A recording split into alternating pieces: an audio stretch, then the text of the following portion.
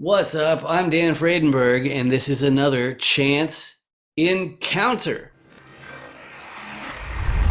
Hey, what's up? I'm Dan Fredenberg. I'm a commercial real estate guy. I'm from the internet.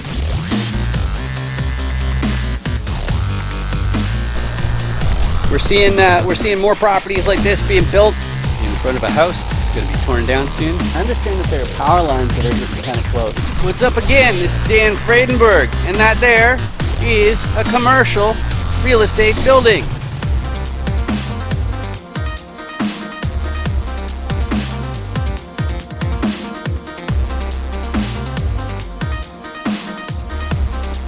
I'm joined today with Jeremy Perkins. How you doing today, Jeremy? Hey, I'm wonderful. How about you?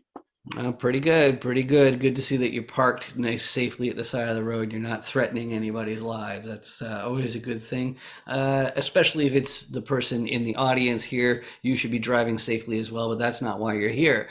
Chance Encounters are where I interview the commercial real estate investors in my circle.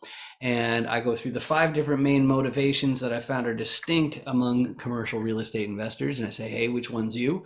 And then I go through the Dan Does Deals commercial roll die. There are 6 sides, and you can download your own one. I don't even ask for your email address. You can download one at dandoesdeals.com. You can get that. I'll be up on your screen. But I do that so I can ask my guests, which one's you? What's your core competency? And the hidden benefit is that you get to learn how to communicate effectively on the topic of commercial real estate. And one of the most important things in communicating effectively is by introducing yourself. So Jeremy, now that I've given that terrifying introduction, can you please introduce yourself to the audience? So my name is Jeremy Perkins. My wife and I own several companies. We have Rubix Investment Group, Rubix Rentals, Rubix Building Group, and Synergy Storage. Mm-hmm. Mm-hmm. So right. if that's good enough, if you want me to go a little deeper, either way is fine. Boom. All right. So I found that there are 5 different distinct motivations for people getting into their next commercial deal. And I'm going through them first because sometimes I've got some newbies. Jeremy's clearly not a newbie at all at this stuff, but newbies will know their motivation, but they won't know their role. So I go through motivations first. First motivation, preserving your purchasing power. If you rely on the cash flow that comes from your assets to make your to make ends meet, as they say, then your biggest concern is inflation, which is why you need to make additional acquisitions. Okay, you got to make sure that inflation doesn't ruin the party. So that's one motivation, but it's not my one particularly. The second one is my one: trading time for wealth. I've got a background in tech. Specifically, I worked for a CRM company, and then I created an agency that did the CRM integrations with websites. So it's all the online funnels. Now, that's a nice thing because it's a high earner sort of situation. But the problem with earning a wage is that you're paying more tax than anybody else. So it hit me that, well, why don't I pivot from my tech job and then bring it into something where I can get equity and accumulate wealth in return for my effort instead? So that's what I'm up to. The next reason, though, is the most common one that I've found, which is people want to fast track their retirement. Now, the thing about fast tracking the retirement, it means that, maybe you'll move someplace with like a low cost of living. Once you're an accredited investor or something like that, you just want to live on a beach. That's entirely possible. But the main thing that's implied is you want to quit one day, or at least reduce it to 1 day a week or 1 day a month or 1 week a year or whatever it is. You want to call it quits one day. But that's in contrast to the next 2 groups, which is some people, they just want to buy their entire hometown. They want that generational wealth to make sure that their great grandchildren never have to hold a day job. Okay, so that level of motivation, that's fantastic on a GP team because the person's going to keep hustling to their 90s, right?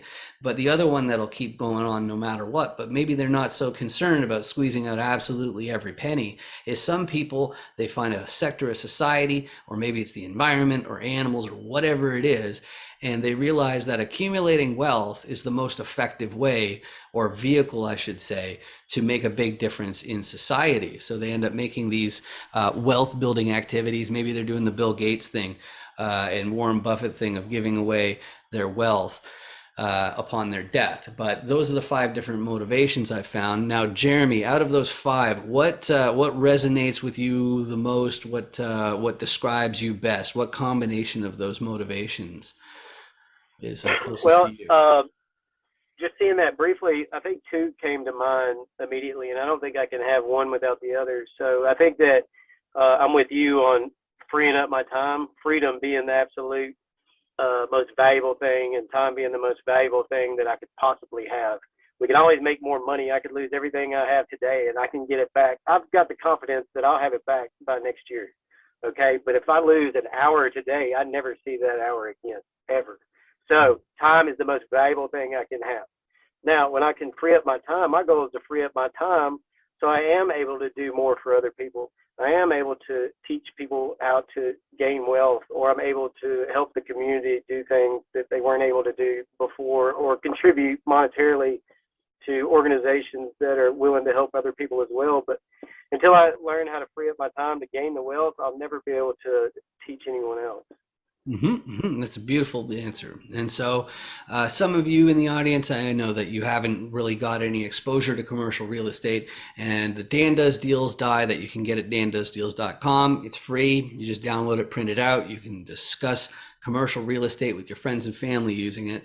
And it's prettier than this one. This one's a little bit on the ugly side, but I go through all 6 different roles just so that we know how to communicate effectively. Sometimes it's really difficult to see, it's like, what exactly is it that you do? How do you fit into somebody's puzzle? So let's go through these real quick. First one I'm going to talk about is a repositioner. Repositioners look at a whole bunch of different properties. And what are they doing? Why are they going through it? Well, first they have to do the math. They call that underwriting. They do the math to find out if the building's actually making the money that the seller says it is. And they're trying to figure out, how can they find upside? How can they make this property make more money than it is right now? And there are 2 main tools that they have in their tool belt for that. First one is operations. Make sure those Benjamins don't run down the toilet there. Okay, so collecting rents and unclogging toilets, that's one part of operations. Me personally, I've got the marketing background, which helps for the leasing manager, leasing agent, to make sure your vacancies stay low. So operations is one way, make it more efficient, more of it automated, that you can get upside. But right now, for most repositioners, that's not going to cut it. So they'll have a contractor team come in, they'll make the units actually nicer so they can charge more in rent, because that is what upside is. So if the repositioner has the contractor team and the operations team, that might sound like enough, but if you're like me and you're from the internet, you need another piece. That's the local. Okay, I do not want to be getting my passport in an hour or something. When something goes wrong, somebody needs to be there. So you need somebody reliable who's there and can get there quickly. Now, if you were a tenant, though, you'd probably look at that list and say, well, yeah, they're all the owners, right? But it's not that simple. You got to involve the bank. Okay, so the financiers are the capital raisers partially, but also mainly the banks. And if you want to buy a property that's worth millions or tens of millions of dollars, you're going to have to be asking a bank for a whole whack of money. And what they're going to be concerned with, that I haven't even mentioned here, they're going to want to know, who's your sponsor? Who's your KP? Okay. So if Elon Musk decides he wants to get into the commercial real estate business, and in multifamily, for example, he decides, I want to buy a 350 unit apartment complex, but he doesn't want to use his own money, so he wants to borrow the money. He's going to need to have somebody in the fold who already owns a similar asset. Okay, and there are a couple other requirements. You need some liquidity, and then you also have to have a balance sheet with at least the amount of the loan. But if you have all those pieces, you've got yourself a commercial real estate deal.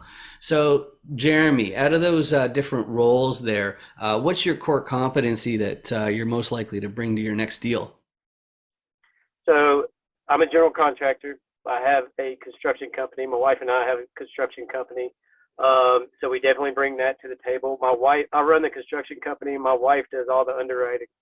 So we make a really good team when it comes to our businesses, because I can be the person in the field running the crews, organizing and directing operations, and she can be behind the desk, underwriting the deals, making sure they make sense before we ever get there. So when it comes to repositioning, it really helps us find the value that's in the property on the front end before we ever do the deal, and then on the back end, we're able to implement and do exactly what we set out to do, which is to build equity into the property for long term.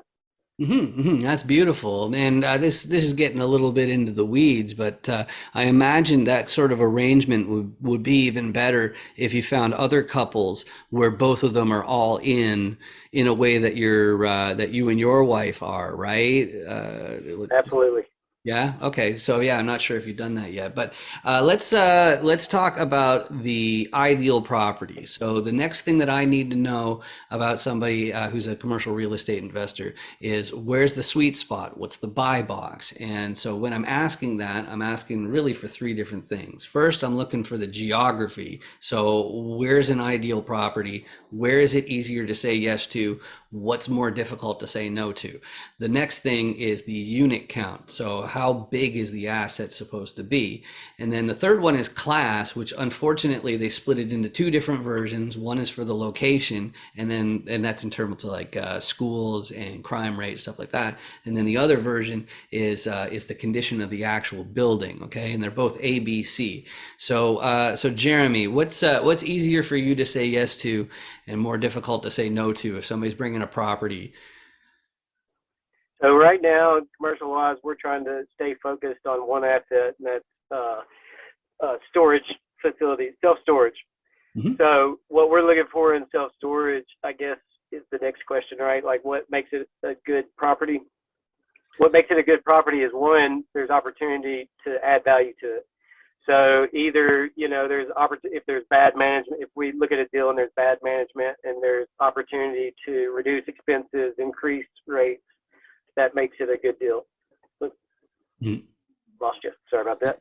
The next opportunity is if there's value add, if there's enough property, if only half of the property has been built out and there's enough room to add, say, another 50, 100, 200 units in another phase, there's a lot of value to add there.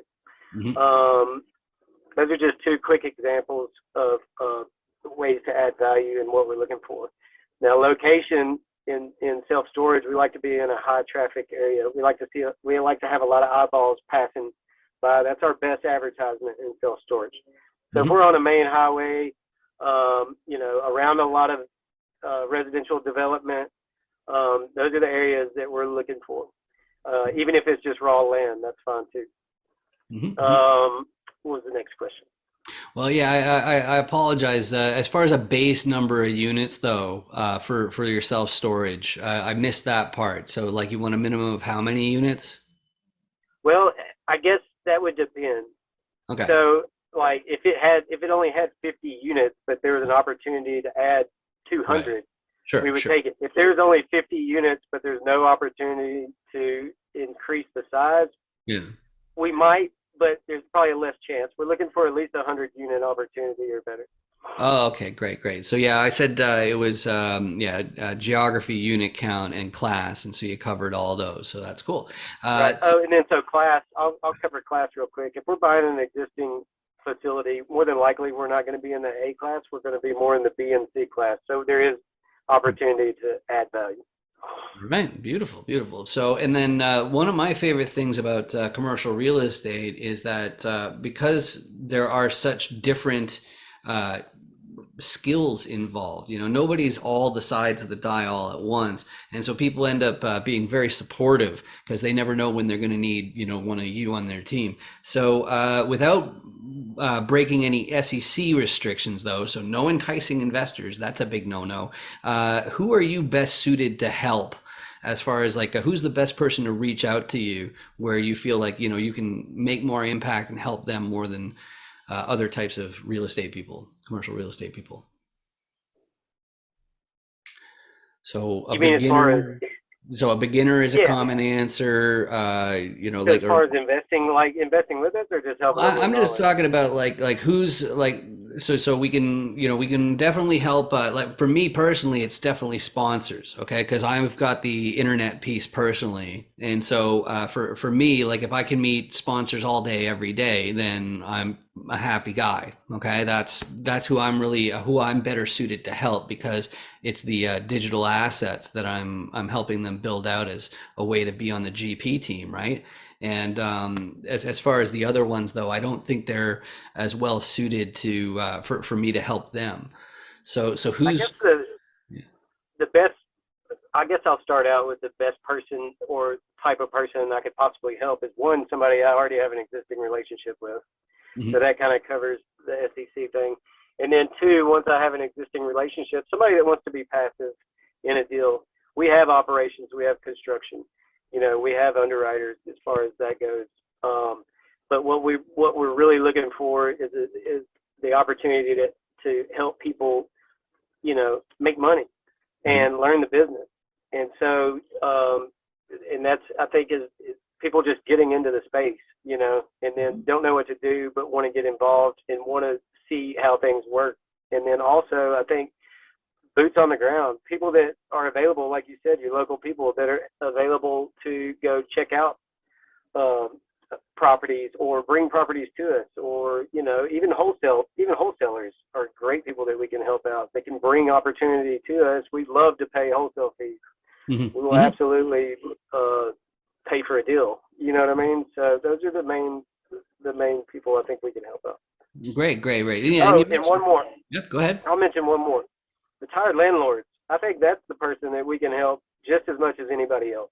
Or the person that just wants to retire. They have a facility. They've made their money. They don't want to deal with the headache of the day-to-day operations anymore. They can give us the opportunity to take that facility over, and they can become. They can still make money in situations and not have to worry about the day-to-day operations. And we can help them in that manner as well. Right, exactly. You don't want to buy yourself a job, right? Right. So that's the long and short of it. So that's who's best suited to reach out to you. We ended up meeting through LinkedIn, I believe, and that's a great way to get a hold of me. Is LinkedIn the best way to reach you, or is there a website or something else that's better? Probably Facebook is going to be the best way to meet to get a hold of me. It's just Jeremy Perkins. I don't know the handle and all that or how that works, but you could probably find me or search Rubix Investment Group. And then, yeah. All right, great. And the only other thing I have left is actually, it's not for you. It's for this person here in the camera here. And I know it's very rude to point, but I have to point again, which is somewhere over here. There's this red button, and at least for like 84% of you, there's a red button, and it makes me sad. And the only way to get rid of the red button is to click on it, and then it will turn into the wonderful gray button. I have no problems with the gray button. The gray button is awesome, because what the gray button means is that YouTube starts to pay me for these videos instead of me paying for these videos. Okay, so if you could do that for me, that'd be really, really awesome. It's right there. Just click the button. All it means, it doesn't cost you anything. There's no credit card involved or any ridiculousness like that.